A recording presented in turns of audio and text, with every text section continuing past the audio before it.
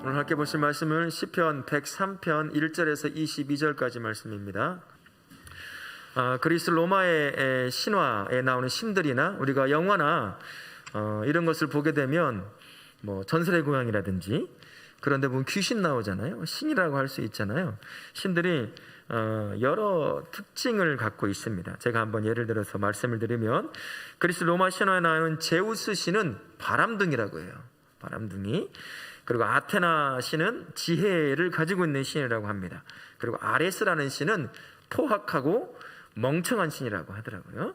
이렇게 나와 있습니다. 인도에는 더 많은 신이 있겠죠. 인도의 신의 대표적인 신 이름이 시바 신입니다. 발음을 조금 세게 하면 욕이 되기도 해요. 그래서 천천히 발음해야 돼요. 시바 신. 그래도 욕 같네요. 네. 이 시바 신이 어느 날 여행을 갔어요. 갔다가 돌아왔는데 없던 아기가 생겨 있는 거예요. 생각을 해보니까 아내도 신이었는데 아내가 바람을 피워서 아이를 낳았다 생각을 하고서는 아내의 목과 아이의 목을 잘라버렸어요. 나중에 알고 보니까 이 아내가 애를 써서 낳은 아기인 거예요. 그래서 미안한 마음에 이 시바신이 코끼리의 목을 잘라가지고 아내의 목에 붙여줬대요. 이게 인도에서는 시바신이 아닌 다양한 모습이 보이잖아요.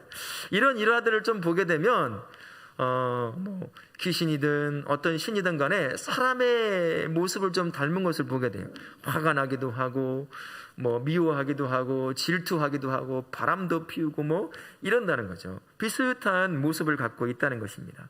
좀 더 나아가서 그리스의 신화에 나오는 신들과 그리고 힌두교에 나오는 힌두교 신화에 나오는 신들을 약간 비교해 보면 조금 다름을 찾을 수 있는데요.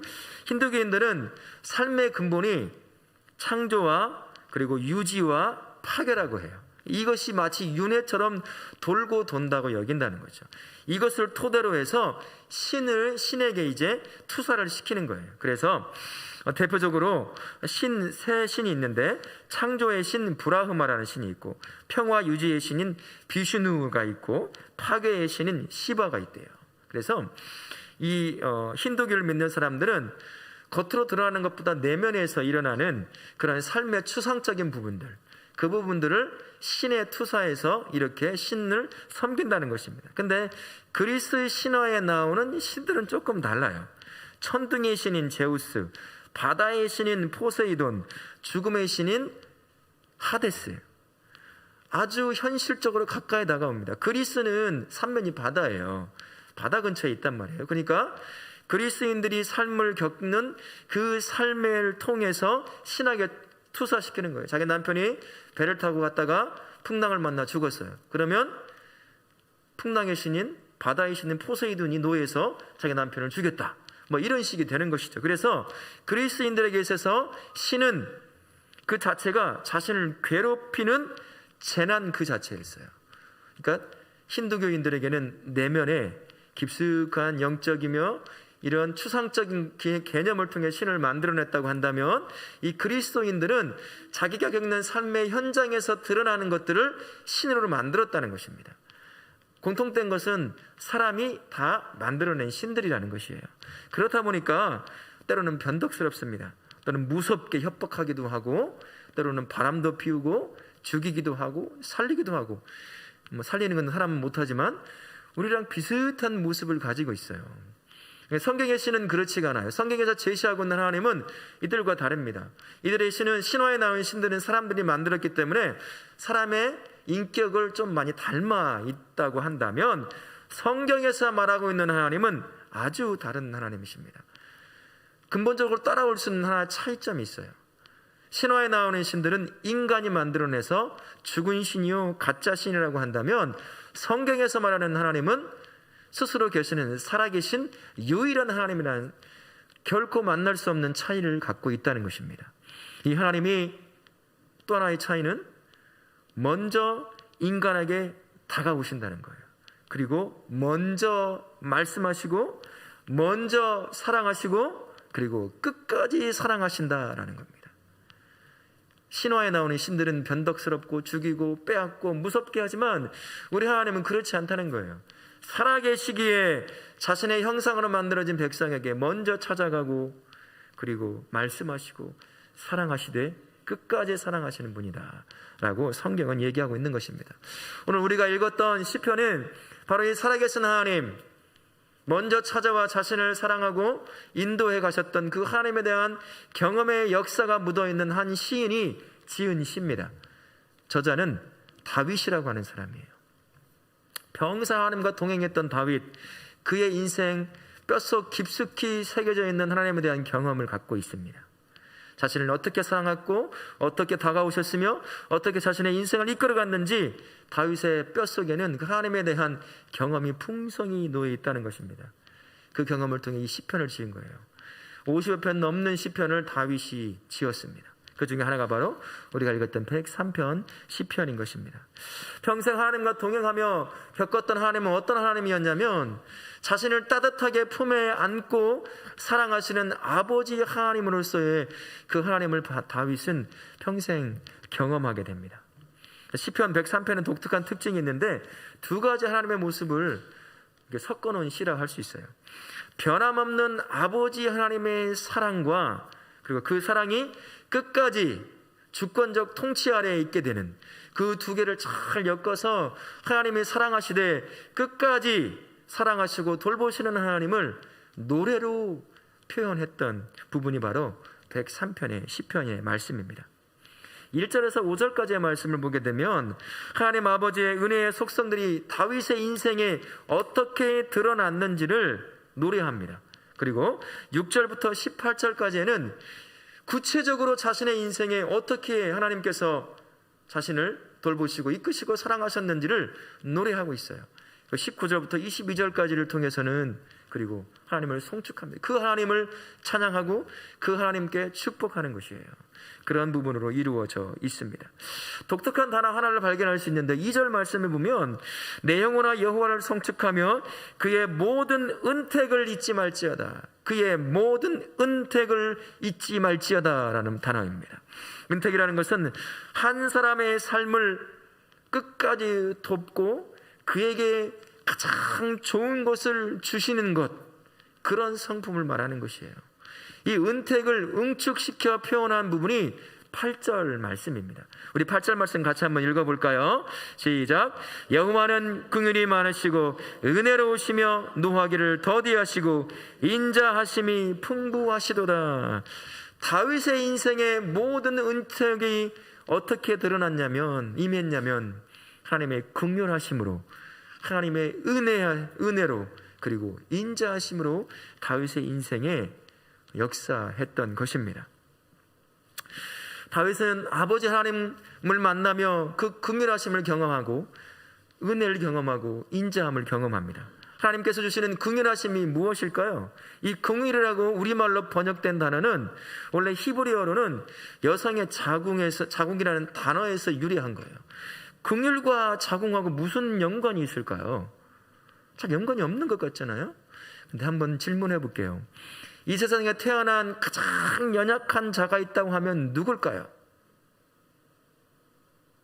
가장 나약한 사람, 아기예요. 갓 태어난 아기 엄마가 없으면 곧 죽어요. 엄마가 먹이고 끌어안고 사랑으로 돌보지 않으면 죽는 것입니다. 육체적으로 죽고 정신적으로 죽고 심리적으로 죽고 영으로도 죽는 거예요. 긍휼이라는 것은 바로 그거예요. 갓 태어난 아기 엄마밖에 살려낼 수 없고 엄마만 바라볼 수밖에 없는 이 갓 태어난 아기를 엄마의 눈으로 바라보고 엄마의 품으로 끌어안는 것을 긍휼이라고 말을 하는 것입니다. 그래서 이런 저주의 말도 있어요. 자궁이 닫혔다거나 어머니가 자녀를 잊었다라는 말은 그 사람이 들을 수 있는 가장 저주스러운 말인 거예요. 그 사랑조차, 가장 근본적인 긍휼함조차 경험해보지 못하는 사람이다. 그런 인생이다. 버림받은 인생이다. 이런 의미를 갖고 있기 때문입니다. 다윗의 인생에 하나님은 이처럼 엄마의 눈으로 엄마의 마음으로 그의 인생을 끌어안으시고 인도해 오셨다는 것입니다. 그게 긍휼로 그의 인생을 끌고 온 것입니다. 어려서부터 홀로 광야에서 목동 일을 했어요. 다윗은. 형들이 6명이나 있지만 형들은 하지 않았어요. 가장 어린 엄마의 품에서 사랑을 받고 아빠의 사랑을 받고 자라야 할 그가 형들을 대신해서 아무도 없는 광야에서 양을 치게 됩니다. 그것뿐인가요? 성에 대해서 많은 대적들에게 죽임의 공포 가운데 놓이는 때도 참 많이 있었습니다. 심지어 자기가 가장 사랑했던 압살롬, 그에게 아버지 죽이겠다고 쫓아오는 그 자식을 죽이지 못하고 목숨을 부지하기 위해 도망쳐야 하는 비극적인 상황 가운데 놓였던 사람이 다윗이라고 하는 사람이에요. 그런 인생 가운데 하나님은 항상 엄마의 눈으로, 그리고 엄마의 품으로 그의 인생을 다 끌어안으셔 세우고 인도해 오셨다는 것입니다. 긍휼이 풍성하신 하나님 지금도 살아계십니다. 우리를 그런 눈으로 바라보시는 거예요. 지쳐있는 인생을 향해, 힘들어하는 인생을 향해, 좌절한 인생을 향해 엄마의 눈으로, 엄마의 마음으로 바라보고 끌어안으시는 분이 우리 하나님 아버지이십니다. 이 한 주간 긍휼이 풍성하신 하나님 때문에 그분이 베푸시는 그 엄마의 눈과 그 품물에 풍성한 그 긍휼함을 누리며 사시는 한 주간 되실 수 있기를 바랍니다. 아멘. 다윗의 인생에 또한 누리게 되었던 하나님의 그 아버지의 은혜, 그 경험은 무엇이냐면 은혜라는 단어입니다. 은혜라는 것이에요. 이 은혜라는 단어는 긍휼과 항상 같이 쓰일 때가 참 많이 있어요. 엄마의 눈으로, 엄마의 마음으로 자녀에게, 아기에게 무엇을 주고 싶어 할까요? 가장 좋은 것 주고 싶어 하는 거예요. 세상이 주지 못하고 엄마만 줄 수 있는 가장 귀한 것, 아이가 건강하게 자랄 수 있도록 도울 수 있을 가장 귀한 것을 아이에게 주고 싶어 합니다. 그 마음이 은혜의 마음이에요. 조건 없이 내 자식이니까 가장 좋은 것으로 먹이고 입히고 하게 하는 것이에요. 그 마음이 바로 은혜라는 단어입니다. 은혜라는 단어의 추호는 보통 누가 들어오냐면 하나님이 들어와요. 은혜라는 단어가 쓰일 때는 하나님이 항상 주어로 사용돼요. 무슨 말일까요? 하나님이 주시는 게 은혜라는 거예요. 하나님만이 주실 수 있는 게 은혜라는 것입니다. 자신의 자녀가 가지고 누려야 할 가장 좋은 것을 조건 없이 주시는 것, 자식이 무엇을 잘해서 주시는 것이 아니라 그냥 나의 딸이고 나의 아들이니까 하나님께서 그렇게 주시는 것, 가장 좋은 걸로 주시는 게 바로 은혜라 할 수 있는 것입니다. 그러다 보니 이 세상에 줄 수 있는 그 어느 것과 비교해도 비교할 수 없는 가치를 가진 것이고, 그 가치를 누리는 특권을 가지고 있는 게 바로 주의 자녀들의 삶이라는 것입니다. 다윗의 인생에 그 은혜로 항상 하나님은 채우셨어요. 그가 어떤 사람입니까? 말제로 태어나서 광야에서 일을 했고, 광야에서 형들을 대신해서 뜨거운 태양과 강도와 늑대와 혼자의 두려움, 공포와 싸워야 했던 그에게 하나님은 가장 좋은 것으로 항상 채우셨다는 거예요. 수많은 아픔 가운데, 비록 자신의 죄 가운데 넘어지는 그 순간에도 하나님은 가장 좋은 것을 주시며 다시 그를 일으켜 세우신 것, 그게 바로 다윗이 경험한 하나님의 은혜였던 것입니다. 하나님은 지금도 살아계셔서 자신의 자녀에게 조건 없이 주실 수 있는 가장 좋은 것들로 그의 인생을 채워가시는 분이십니다. 우리에게, 우리 다우라교회 모든 성도님들 한 분 한 분에게 하나님이 주실 수 있는 가장 좋은 것, 조건 없이 주시는 그 은혜를 주실 것입니다.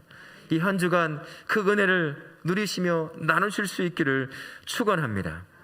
다윗의 노래에서 결코 빠지지 않는 단어가 있다고 한다면 그 다음 단어는 인자라는 단어입니다. 인자라는 단어.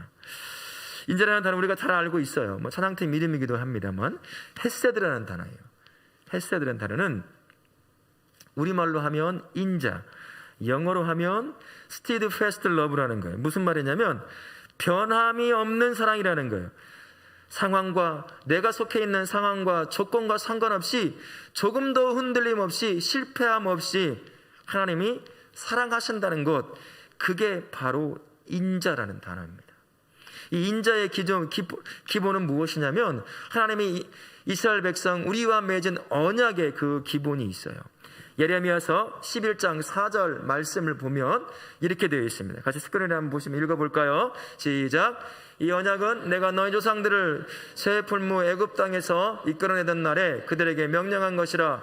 곧 내가 이르기를 너희는 내 목소리를 순종하고 나의 모든 명령을 따라 행하라. 그리하면 너희는 내 백성이 되겠고 나는 너희의 하나님이 되리라 라는 말씀입니다. 이 말씀을 기초로, 이 말씀을 언약으로 하나님은 인자를 베푸시는 것입니다. 이 언약의 주체가 누구시냐면 하나님이세요. 이스라엘 백성은 언약을 맺을 조건이 안 돼요. 그리고 언약을 맺은들 언약을 지킬 만한 능력도 없습니다. 수시로 배반하고 수시로 등을 돌리는 게 이스라엘 백성이요 저희의 삶이랑 똑같은 것입니다. 그럼에도 불구하고 하나님이 일방적으로 그에게 찾아가서 언약을 맺으십니다. 그 언약을 토대로 하나님께서 끝까지 등을 돌리건 배신을 하건 우상을 섬기건 상관없이 그 백성을 끝까지 사랑하시는 것, 그게 바로 인자함이라는 것입니다. 그래서 히브리서 6장 17절에서 히브리 저자는 이렇게 말씀을 하는 거예요. 같이 한번 읽어보겠습니다. 하나님은 약속을 기업으로 받는 자들에게 그 뜻이 변하지 아니함을 충분히 나타내시려고 그 일을 맹세로 보증하셨나니, 하나님께서 언약이라는 것을 통해서 내가 너를 끝까지 네가 어떤 조건에 있건 무엇을 했건 상관없이 너에게 내가 베풀기로 한, 내 백성에게 베풀기로 한 그 사랑을, 그 인자함을 끝까지 베풀겠다라고 말씀하시는 것입니다. 다윗의 인생에 결코 빼놓을 수 없는 것이 바로 하나님의 인자하심이었어요. 그 승승장구하던 다윗, 하나님 앞에 범죄함으로 교사까지 저질렀습니다. 우리아를 죽이게 했던 일, 수많은 범죄함 가운데 있었음에도 불구하고 하나님은 그 범죄함과 상관없이 끝까지 다윗을 사랑했어요. 그때 다윗은 경험한 거예요. 하나님은 내가 범죄함에 넘어졌다 할지라도 여전히 나를 사랑하시는 분이시구나 라는 것을 경험하게 된 것이죠. 그 하나님은 지금도 긍휼과 은혜와 그뿐만 아니라 인자함이 풍성하신 분이십니다. 자신의 자녀에게 내가 속해 있는 그 상황이, 그 조건이 무엇이든 간에 여전히 똑같이 우리를 사랑하신다고 말씀하시는 거예요. 그래서 우리는 두려움 없습니다. 걱정이 없고 근심할 필요가 없어요. 때로는 넘어질 수 있겠죠. 때로는 죄 가운데 빠질 수도 있어요. 그렇다고 하나님의 사랑이 나에게서 떠나는 게 아니에요. 하나님은 길을 열어놓으셨어요. 회개라고 하는 길을 통해서 하나님의 사랑을 끝까지 경험할 수 있도록 회개라고 하는 길을 열어놓으셨습니다. 그 길을 가면 언제든 기다리고 있는 그 하나님의 멈추지 않는 사랑을 경험하게 해 놓으셨다는 거예요. 여전히 하나님은 살아계셔서 자신의 자녀인 저와 우리의 삶 가운데 인자함을 끝까지 우리에게 주시는 거예요. 이 인자란 단어에 빼놓을 수 없는 하나의 의미가 뭐가 있냐면 충성심이라는 의미가 담겨 있어요. 충성심. 하나님께서 일방적으로 찾아가셔서 이스라엘 백성 그리고 우리와 함께 언약을 맺으셨지만 그 언약을 저와 이스라엘 민족은 지키지 못하고 능력이 없다는 걸 충분히 아심에도 불구하고 하나님은 그 언약을 지켜나가십니다. 왜일까요? 하나님은 자신의 내뱉은 말에 충성을 다해서 지키시는 분이시기 때문이에요. 하나님의 충성심이 내 자녀인 제와 우리 다울학교 모든 성도들이 속해 있는 상황에 무엇이건 상관없이 끝까지 사랑하게 하시는 것입니다. 충성을 다해서 사랑하시는 것이죠. 이 한 주간 하나님 우리에게 인자하심을 베푸십니다. 혹 죄 가운데 넘어진다 할지라도 여전히 사랑하시는 하나님을 기억하며 회개할 자리에 나와 다시 그 사랑을 경험하는 복된 인생 사실 수 있기를 바랍니다. 아멘. 이런 다윗에게 임했던 긍휼과 은혜와 인자하심을 다윗은 아주 짧은 단어들을 통해서 노래로 표현해요. 3절부터 6절 그리고 9절부터 10절까지를 통해서 이렇게 얘기합니다. 제가 한번 읽어봐 드릴게요. 3절부터 6절까지입니다. 죄악을 사하시고 모든 병을 고치시며 생명을 파멸해서 구원하시고 좋은 것으로 소원을 만족하게 하시며 청춘을 독수리같이 새롭게 하시고 공의로운 일을 행하시며 억압당하는 모든 자를 위해 심판하십니다. 그의 인생에 그렇게 하나님의 긍휼하심과 은혜로 임하셨던 거예요. 9절부터 10절까지는 그가 죄 가운데 빠졌을 때 하나님이 어떻게 그를 여전히 인자하심으로 돌보고 세우셨는지를 말씀합니다. 노래합니다. 자주 경책하지 않으셨고 자신을 향한 노를 오래 품지 않으셨으며 죄를 따라 처벌하지도 그대로 갚지도 않으셨다라고 노래합니다. 다윗의 인생에 그렇게 그 긍휼하심과 은혜와 인자하심이 실제적으로 임했던 것이에요. 그래서 그것을 노래하지 않을 수 없었던 것입니다. 다윗은 이렇게 하나님 앞에 자신의 인생에 역사하실 수밖에 없는 이유를 14절과 15절을 통해서 이제 고백하게 되는데, 우리 말씀 같이 한번 읽어볼까요? 14절과 15절 말씀 같이 한번 읽어보겠습니다. 이는 그가 우리의 체질을 아시며 우리가 단지 먼지뿐임을 기억하심이로다. 인생은 그날의 풀과 같으며 그 영화가 들의 꽃과 같도다 라고 얘기합니다. 다윗은 자신의 인생이 한낱 먼지와 같다는 걸 아는 거예요. 잠깐 피었다가 하루 만에 지는 꽃과 같은 존재, 아무리 영화로운 인생을 살아도 그렇게 덧없는 인생이라는 것을 아는 것입니다.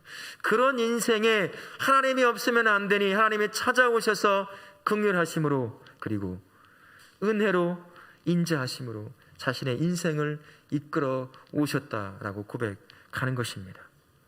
우리에게도 마찬가지로 지금도 찾아오십니다. 하나님은 우리의 인생을 아셔요. 우리의 인생이 어떠한 존재인지를 아십니다. 우리의 체질을 아신다고 말씀하시는 것이죠. 먼지 같은 존재요, 한낱 있다가 그날 사라지는 풀과 꽃과 같은 인생이라는 사실을 우리 하나님은 아시는 것입니다. 그래서 다윗에게 찾아가셨던 것처럼 지금 자녀인 저와 우리의 인생에 찾아오셔서 긍휼하심과 은혜로 그리고 인자하심으로 우리를 세워 인도해 가시는 것입니다. 다윗은 자신의 인생이 얼마나 연약한 존재인지를 너무나 잘 알아 그것을 노래로 표현했습니다. 하나님은 자신의 인생에 돌아오지 않으면, 자신의 인생을 돌보고 긍휼하심과 인자하심과 은혜로 돌보며 이끌지 않으면 살 수 없는 존재라는 사실을 너무나 잘 알고 있었기에 그것을 노래를 통해 고백하는 것이죠. 우리에게 알리면서 말입니다. 그런데 다윗은 아마 처음엔 몰랐을 것 같아요. 14절과 15절에는 숨겨진 놀라운 하나님의 또 다른 은혜가 있어요. 우리를 향한 은혜가 있는 것입니다. 다윗의 입을 통해서 우리를 향해 하나님 이렇게 말씀하고 계시는 거예요. 내가 너의 체질을 안다. 너는 단지 먼지뿐임을 내가 알고 있어. 나는 네가 너의 인생 그저 그날 있다가 사라진 풀이요 꽃이라는 것을 알아. 그러니까 너의 인생에는 내가 필요한 거야. 나의 긍휼과 나의 은혜와 나의 인자가 네 인생에 있을 때 덧없는 인생이 되지 않는다라는 것을 하나님은 아시는 것입니다. 그래서 하나님께서는 다윗에게 주었던 이 긍휼과 은혜와 인자함, 이 모든 은택을 지금 우리에게 실체화되어 주신 거예요. 어떤 한 분을 통해서 말입니다. 그 한 분은 예수 그리스도이십니다. 그분을 통해 다윗에게 주셨던 그 긍휼과 은혜와 그 인자하심을 예수 그리스도를 통해서 지금 누리게 하고 계시는 것입니다. 이를 통해서 빌립보서 2장 6절에는 이런 예수님을 이렇게 이야기합니다. 같이 한번 볼까요? 그는 근본 하나님의 본체시나 하나님과 동등됨을 취할 것으로 여기지 아니하시고, 예수님은 하나님이셨습니다. 그런데 나를 향하여 약속하셨던 그 모든 은택을 주시기 위해 하늘보좌를 버리시고 인간의 몸, 가장 연약한 인간의 몸을 입고 이 땅에 오십니다. 공생을 시작하기 전 30여 년 동안 내가 겪을 수 있는 삶의 문제들, 희노애락을 다 겪으신 거예요. 나의 체질이 어떠한지 알리시기 위해서. 그래서 내가 무엇 때문에 고통하고 슬픔과 아픔과 죽음을 겪을 수밖에 없는지를 30여 년 동안 온 몸을 다해, 온 인생을 다해 다 겪으신 것입니다. 그래서 하나님은 얘기할 수 있는 거예요. 말씀하시는 거예요. 내가 너의 체질을 안다라고 말입니다. 공생의 기간 3년 동안에는 주시기로 하셨던 그 긍휼과 은혜와 인자가 무엇인지 온 몸을 다해 가르치고 기적을 통해서 눈으로 보고 귀로 듣고 온몸으로 경험할 수 있도록 예수님께서 우리에게 보여주신 것이에요. 그렇게 하나님은 실체와 다윗에게 왔던 그 긍휼과 은혜와 인자하심을 예수 그리스도를 통해서 모호한 것이 아니라 실체적으로 우리에게 주신 것입니다. 그래서 이를 두고 히브리서 저자는 히브리서 4장 15절에서 이렇게 말씀합니다. 같이 한번 읽겠습니다. 우리에게 있는 대제사장은 우리의 연약함을 동정하지 못하실 이가 아니요 모든 일에 우리가 똑같이 시험을 받으신 이로되 죄는 없으시니라. 내 인생에 겪을 수 있는 희노애락을 다 겪으신 하나님, 그러기 때문에 나를 너무나 잘 아시는 것이에요. 그래서 너의 연약함을 내가 동정하지 않을 수 없다라고 말씀하시는 거예요. 그렇게 하나님께서는 예수 그리스도를 통해서 함께하지 않으면 그저 먼지요 풀이요 꽃으로 끝나버릴 인생을 예수 그리스도를 통해서 함께하시면서 다윗에게 주셨던 그 모든 은택인 긍휼과 은혜와 인자하심을 예수님을 통해 지금도 저와 우리에게 누리게 하시는 것입니다. 그래서 우리는 이제 그 은혜를 누리는 자로서 더 이상 죄의 저주 아래에 있는 가장 불쌍한 사람이 아니에요. 예수님의 핏값으로 구원받은 가장 존귀한 자로 우리가 살아가게 되는 것입니다. 다윗이 경험했던 그 긍휼과 은혜와 인자하심, 그 인자하심이 이제 예수 그리스도를 통해서 쉼없이 멈춤없이 지금 저와 우리 다울학교의 모든 성도님 한 분 한 분에게 주시는 거예요. 그래서 삶의 실패를 하고 인생의 실패를 할지라도 마치 독수리가 창공을 내게 멋지게 날아오르는 것처럼 다시 우리에게 긍휼하심과 은혜와 인자하심으로 다시 삶을 시작할 수 있도록 인생의 삶의 창공을 멋지게 날아오르도록 하시는 분이 우리 하나님 아버지이십니다. 다윗의 인생에 그 꺾인 때마다 하나님께서는 그렇게 그를 다시 세우셨어요.